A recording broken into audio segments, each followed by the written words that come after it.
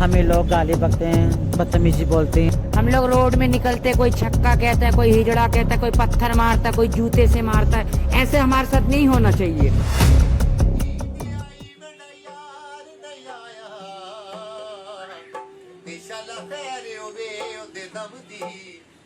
खुशियां वाली ईद गुजारो मैं रात गुजारा अपनी हार सिंगार मैनू चंगे नहीं लगदे ते किसे चीज ते नजर ना जमदी गुलाम फरीदा सुने सजना बाजू वे मेरी ईद किसे ना कम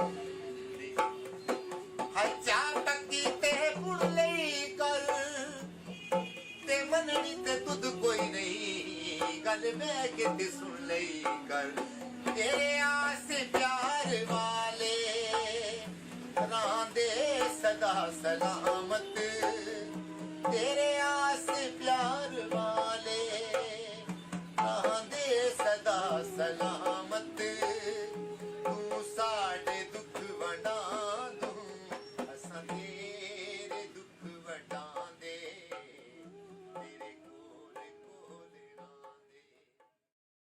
नमस्कार, मैं हूं विशाल त्यागी और मैं हूं जोया नकवी। और आज हम आप सभी के सामने एक ऐसा सामाजिक विषय लेकर आए हैं जो कि समाज में मौजूद तो है, लेकिन सामाजिक लोगों के नजरिए में आज भी कई कोसों दूर है। जी, हम मौजूद लेकर आए हैं ख्वाजा सरा और यानी किन्नरों के ऊपर।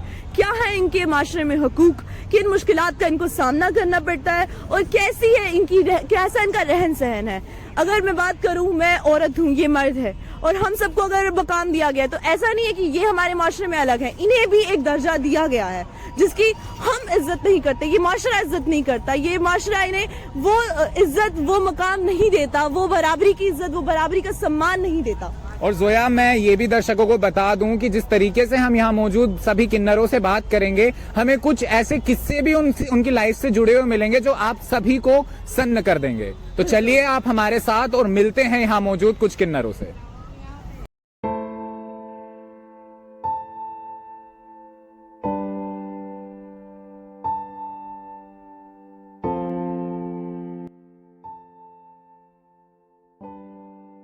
नाज़रीन, मैं जोया नकवी आपकी मेज़बान आज मौजूद हूँ इस एरिया में जहाँ पर हमारे साथ इस वक्त मौजूद है दिव्या दीदी और मीनू दीदी, जो कि हमारे यहाँ के समाज के तीसरे जेंडर में से है। तो आज हम आपसे बातचीत करेंगे क्योंकि ख्वाजा सरा, हिजड़ा जिन्हें कहा जाता है, ट्रांसजेंडर्स, इनका एक खास हकूक दिए गए हैं गवर्नमेंट की तरफ से, हर जगह पे इनको एक मुकाम दिया गया है। लेकिन फिर भी आप देखा जाए कि आजकल के समाज में इनको वो इज्जत नहीं मिलती जो बाकी जेंडर्स वालों को मिलती है।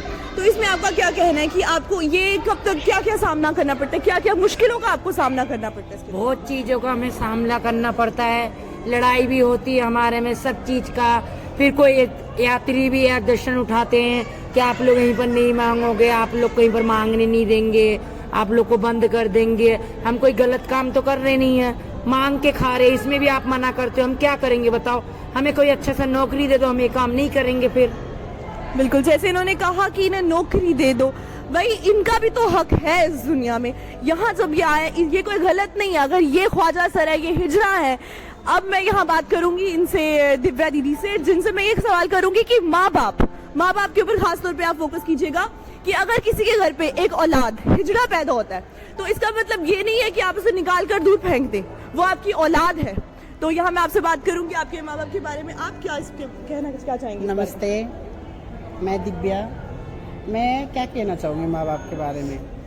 आजकल के टाइम में ना कोई भी ये नहीं चाहता कि हमारा जो भी हो, हमारा घर का, हमारे समाज का है ना, समाज के वजह से घर में कोई नहीं रखना चाहता। सभी माँ बाप चाहते हैं कि हमारे बच्चे हमसे दूर ना हो, लेकिन प्रेशर समाज का होता कि उन्हें ना समाज में जीना होता, समाज में रहना होता। हम जिसके लिए भेजे बने हैं वहीं हम रहने में अच्छे हैं, हम वहाँ सेफ हैं। इसलिए माँ बाप इसलिए ज़्यादा रखती नहीं है, जो उनकी बेइज्जती होती है ना, इस सब कारणों की वजह से वो हमें नहीं रखना चाहते। ये वाली बात, गली मोहल्ले वाले बोलते इसका बेटा बेटी जो भी हो एंड ना वो हिजड़ा है, छक्का है ना, तो उसमें हमारी फैमिली की जो है ना उसकी भी इज्जत जाती है। तो वो हम नहीं चाहते कि हमारी फैमिली की इज्जत जाती है। तो इस वजह से मैं भी, कोई बात नहीं, उन लोगों ने भेजा और हम लोग भी गुरु के साथ आ गए, कोई बात नहीं। मुझे एक बहुत प्यारी चीज़ जो इनमें लगती है कि जिस हिसाब से एक ममता का जो रिश्ता होता है, माँ का जो रिश्ता होता है, अभी हमारी इनकी गुरु माँ से इनसे बात हुई है, ये सब एक माँ वाला जो प्यार होता है वो इनका आपस में देखकर मुझे बहुत अच्छा लगा। और ये काफ़ी ज़्यादा इमोशनल भी है क्योंकि आजकल के दौर में माँ बाप भी उतना प्यार नहीं दे पाते जितना इनमें एक औलाद जो आपकी पेट की औलाद नहीं है, आपकी कोख की औलाद नहीं है, लेकिन फिर भी उसे इतना प्यार देना और पाल पोस के और ऐसी परवरिश करना एक बहुत बड़ी जिम्मेदारी है। तो मेरा आप इस पे कुछ कहना चाहेंगे? अगर गुरु हमारी ढंग की मिल जाए तो हमारी परवरिश बहुत अच्छी होती है। अगर गुरु अगर ढंग की नहीं मिलती तो हमारी भी जिंदगी बहुत सारी मुश्किलों से भरी होती है ना।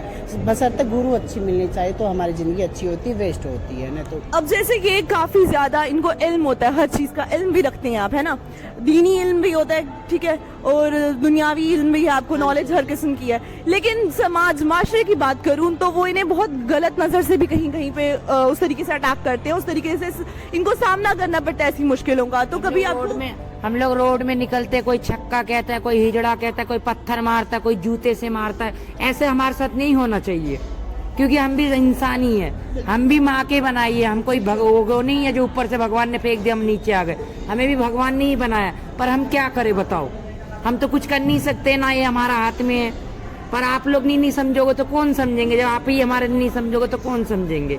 हमारा यही कहना है सब भाइयों से, सब बहनों से, माँ बहनों से हमारा बराबर का सम्मान करा जाए, जैसा आप लोग के सम्मान हम करते हैं हमारा भी सम्मान किया जाए। बेशक बेशक, ये बात पर मैं बिल्कुल सहमत करती हूँ कि इन्हें सम्मान मिलना चाहिए। भाई ये अलग नहीं है हमसे, हमने इन्हें अलग बना दी है, इस माशरे ने से अलग बना दी है, ये भी हमारे भाई बहनों जैसे, ये भी हमारे, अब मैं इन्हें अपनी माँ जैसा भी कहूंगी क्योंकि मुझे काफी कुछ सीखने को मिला। हम आए तो एक नॉर्मल मकसद से थे यहाँ पर। आपको खुश रखे, आप इतना कामयाब बनो, इस मंदिर पे हम याद रखेंगे, आप बहुत अच्छी पोस्ट आए आपकी। तो दीदी सबसे पहले तो आप अपने अपने नाम बता दीजिए। आयशा, मेरा रानी, मेरा ऋषिका।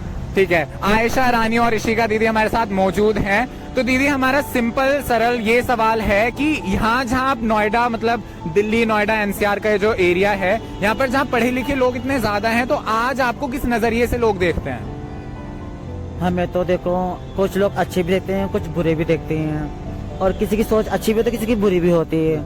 और हम देखो, हम तो दुनिया के में सहमत हैं, हम तो जो हमारे साथ है तो हम उनके साथ हैं। बिल्कुल। तो यहाँ पर दीदी ने बताया कि लोग अलग अलग तरीके के हैं, कुछ अच्छे भी हैं और कुछ बुरे भी हैं। तो दीदी अगर मैं आपसे पूछूं कि सरकार से कुछ मदद मिल रही हो, आप यहाँ पर जैसे रेड लाइट पे आप कमाते हैं तो कोई आपको रोक टोक का सामना करना पड़े, उसके बारे में आप बताएं। हमें लोग गाली बकते हैं, बदतमीजी बोलते हैं, कुछ लोग अच्छा बोलते हैं, और हमें देखो सरकार से हम तो ये चाहते हैं हमें जमीन दो, है ना, हमें मकान बना के तो हमें राशन बना दो, हमारा राशन कार्ड बनवाओ। हम इसलिए सहमत हैं और किसी से सहमत नहीं हैं। बिल्कुल, बहुत सही जवाब इन्होंने दिया कि जैसे मेल और फीमेल के लिए राशन कार्ड से लेके हर वो सुख सुविधा है हमें जो पेंशन मिलना चाहिए, हमें पेंशन मिलना चाहिए। जी जी बिल्कुल, जैसे आम नागरिक के सारे अधिकार हैं वो अधिकार हमारे थर्ड जेंडर के लिए भी होने चाहिए, हमारे किन्नरों के लिए भी होने चाहिए। तो जैसे कि विशाल ने अभी सवाल किए इनसे कि इनके बारे में बताया कि राशन कार्ड और इनको गवर्नमेंट की तरफ से, हुकूमत की तरफ से इनको क्या मतलब सुविधाएं प्राप्त होती हैं, तो आज मैं बात करूंगी कि जैसे कि आप जो है, मतलब जैसे हम, ये हमारे समाज का ये भी हिस्सा है, तो हुकूक की बात करें तो राशन कार्ड का मैंने सुना ना, आपको काफी ज्यादा तादाद में इनको आधार कार्ड, राशन कार्ड जो है वो बनाकर नहीं देते, ऐसा भी है ना, जबकि ये इस एरिया के, मतलब इस समाज का हिस्सा है, तब भी उनका आधार कार्ड, राशन कार्ड ये नहीं बना के दिए जाते हैं। तो मेरा इस पे एक और सवाल है, इज्जत की बात करें तो जब आप नॉर्मली ऐसे घूमते हैं कि जब रेड लाइट एरिया पे और यहाँ पर होते हैं, तो यहाँ पर कुछ आजकल जो है बेस बदल कर और आपका जो होता है उसको मतलब गलत रूप देते हैं, जो आपका असलियत पे हक है उसको गलत रूप से दिखाते हैं, अपराध करते हैं, तो उस पर क्या कहना आपका? मैम, हम तो किसी की सोच नहीं बदल सकते हैं और बाकी इंसान की सोच हो सकती है, जो हम पे सोचता है हम उस पर सोचते हैं।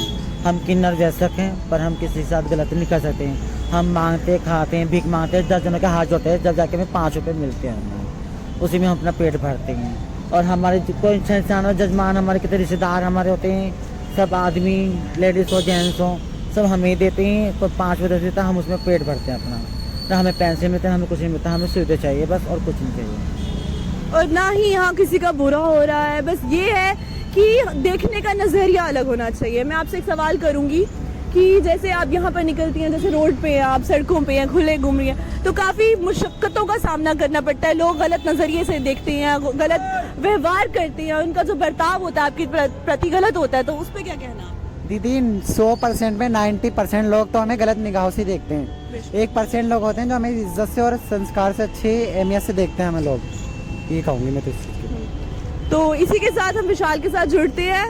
तो जोया, जैसे कि हम बता दें तो हमने उनसे क्या क्या बातें की और उनसे हमें क्या क्या ऐसी जानकारी मिली जिससे हम भी थोड़े सन्न हो गए।